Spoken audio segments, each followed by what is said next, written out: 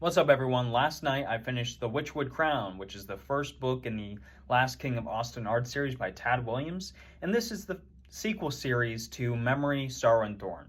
Now, if you recall, back when I was reviewing the Memory, Sorrow, and Thorn books, I was really in love with this world, and I was really in love with these characters. I even went so far as to declare it my favorite trilogy of all time. I like it better than Mistborn, I like it better than First Law, and I even like it better than Lord of the Rings. I think, honestly, Tad Willams with Memory, Sorrow, and Thorn delivers the best fantasy trilogy I've ever read. And I've often said that Tad Willams writes fantasy in a way that it should be written. There are a lot of great authors out there, but Tad Willams just tells his tale in a way that just feels so real and so beautiful to me.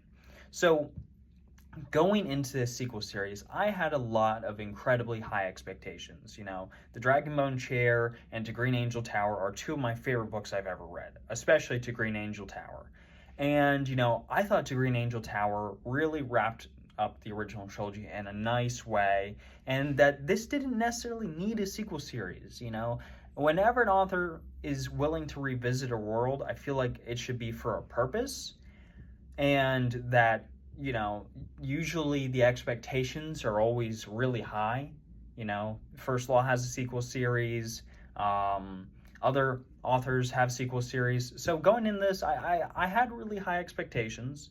I knew that Tad Willams was probably going to deliver because it seems like everything he writes is gold, honestly, at least so far of what I've read by him. It seems excellent.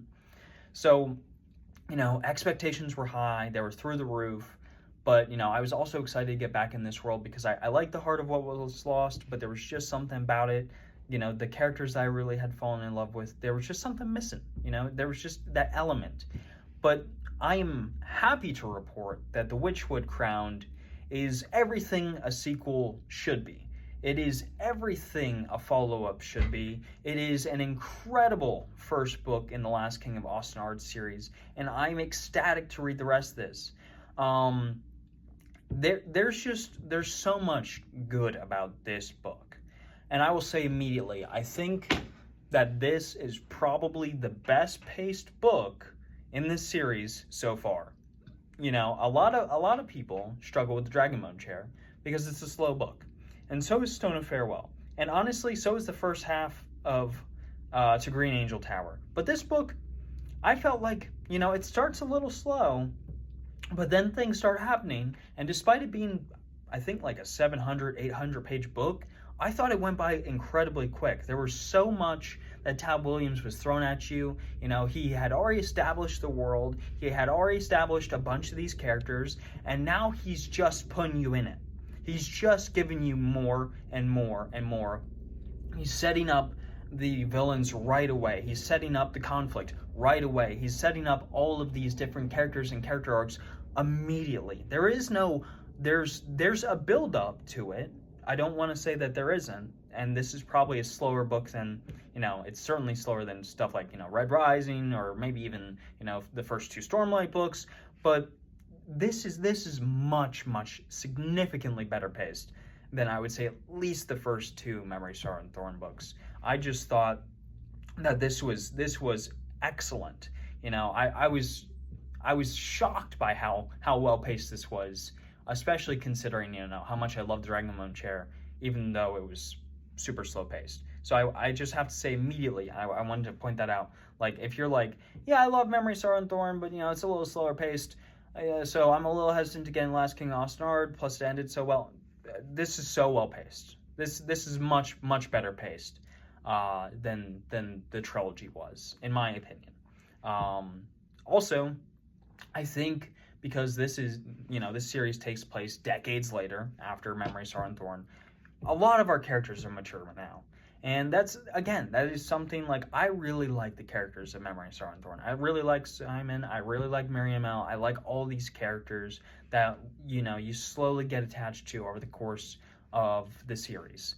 But, they're immature because they're teenagers. A lot of the characters are teenagers or young adults, and they make decisions that are not always the best, especially Simon and Miriam L, who are co-protagonists throughout this series. especially Simon, who is our main protagonist. And then you get him as a 50-year-old man, pushing 60 in this series, and it's just like, oh, it's such a breath of fresh air. It is such a breath of fresh air in this series because he's still got tendencies that are very, very Simon. You know what I mean? It's very Snowlock. This is still the same character. You can still see the boy in him, but he's so much more well-rounded as a character. He's so much more mature. You know, he still has some emotional moments. He still makes mistakes, but man, you can really tell that Tad Willams was raising a character who had aged now. You know, he has some experience under his belt. He's seen war. He's grieved the loss of people in his life. You know, he's gone and done things, and now he's the king. And yeah, it's one of those things where it's like, wow, like these characters are so much more mature, which I really appreciated. You know, I love Simon and Miriam when they were, 16, 17 years old, whatever they were in the original trilogy. But now that they're king and queen and that they're older, they're grandparents now, there's just something about it I really like. And another thing I really like about this kind of, this series and this afterward is like just the relationships that these characters have with one another, because you can just tell that they've been friends for decades. You know what I mean? Like in the original trilogy, a lot of these characters were fresh with one another. Some of them were long life friends. Some of them, were more mature. But a lot of these characters now have decades of experience with one another, and the way they interact reflects that. Simon and Miriam's relationship, goals. They're probably one of my favorite couples in fantasy that I've read in recent memory. The way they treat each other and the way that their chemistry works, I just thought was really excellent. I really like how these characters are being handled in this book. I really like the introduction of the new characters we get, because we get more of the Scythy people and the Hyadea, who are like the bad guys in this series. You get more from their perspective. You get some of the Half-Blood perspective in this series. I just feel like this cast is so much more well-rounded now. There's still like, there's one immature POV from Morgan, who is the grandson of Miriam and Simon, and even the way that he interacts and how he's very similar to Simon but also very different in many ways, I just thought was really, really well done. The world building continues to be excellent. I said how great that Memory Star and Thorn's world building was. I just felt, it was so real. It felt so grounded for a fantasy story, but it was also mystical, and there's a lot of secrets yet to be told, and that continues here. If you're a fan of world building, I would be shocked if you didn't like Austin Art. It's just so imaginative. It's very much Lord of the Rings, but different. I think that this is such a great series. I think it just has so much going for it. The prose is excellent. I said this with Memory Star and Thorn, but it continues here. Tad Willams has the best prose in the game, period. I don't care. Robin Hobb, Steven Erikson, George R. R. Martin, he's better than all of them. In my humble opinion, he's the best in the game. Just excellent. The dude is a complete wordsmith. He completely enraptures you to everything he's saying. Even the most mundane of conversations is just excellent because of how he writes it. It just feels so real, and it's so imaginative, and it just pops. It just pops off the page. It just pops when you're listening to it. You can just tell that this man is very passionate about his work because of the way he writes it. I really like the conflict that is set up in this. This has a lot of moving parts. Way more moving parts than the Dragonbone chair did. Way more parts. There is a ton of conflict going on, and the POV just explodes in this one. Like, Dragonbone chair had, I'd probably say like 4 or 5 points of view throughout it. Stone and Farewell, maybe 6 or 7, and to Green Angel Tower, I would say at most 8. This one has way more. You just get like a breadth of experience and multiple locations throughout this, and you get to feel the world and how these conflicts are emerging, and I just felt like this this was a huge step up in scope compared to the Dragonbone Chair. And I felt like, Memory, Sorrow, and Thorn was excellent, but what this is beginning to set up, I think, can surpass it. I think, honestly, with how great this first book is, and how much I enjoyed it, and how much it improved in so many ways, from the character writing to the dialogue and just interactions that they have with one another, to the world building just continues to improve. I just continue to love it.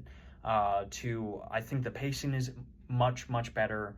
To just everything else. Like this book just has everything. Like it's got this great romance between Simon and Miriamel. It's got great relationships. It's really well written. It's really well thought out. The villains feel much more complex in this one compared to the previous entry. There's a lot of political intrigue going on in this book. There's a lot of different moving parts with, the Hinisteri people, and what's going on with the villains of this story and the Scythia of this story, who are the good elves or whatever, the good fairy people. And there's a lot of court politics, and there's a lot of this book is very much about legacy and where do we go next, and how do we secure our legacy for long-lasting peace and avoid war, and can we avoid war. And there's a lot going on here that the Dragonbone Chair didn't have, and I would say Memory and Sorrow and Thorn didn't have. There's a lot of different moving parts that I'm excited to see what Willams does with this, because it feels like he came back to this series with a lot of incredible ideas and with a lot of fresh perspectives, and I'm looking forward to seeing where it goes from here, because it's just a really good book. Honestly, there's nothing wrong with this book. The only complaint I could possibly have is I thought the ending was a little weak compared to the Dragonbone Chair, which has an excellent ending. But everything else besides that is great. Like this series, seriously, it has a better beginning, has a better middle, and I would say it has a great ending, although I think the Dragonbone Chair has a slightly better one. So yeah, there's a ton of setup in this book, and I'm really excited to eventually read Empire Grass. Just what I've read so far impresses me. So I'm going to give it a 9.3 out of 10. Really just an enjoyable story. If you like fantasy, and I'm talking like just really well-written fantasy, especially stuff like A Song of Ice and Fire, please give this a go. Please give Memory, Sorrow, and Thorn a go, and please give Last King of Ostenar a go. I think that this is probably the closest thing I've read to A Song of Ice and Fire. I think it's the closest thing I've read to Lord of the Rings, and I think it does things better than Lord of the Rings, and I think it even does things better than A Song of Ice and Fire, in my humble opinion. So yeah, this is a great start to the sequel series. I'm excited to read more. Empire Grass, I imagine, is going to be even better, and I'm just ecstatic, because I'm so glad to be back in the lands of Ostenard. Just a great place to be.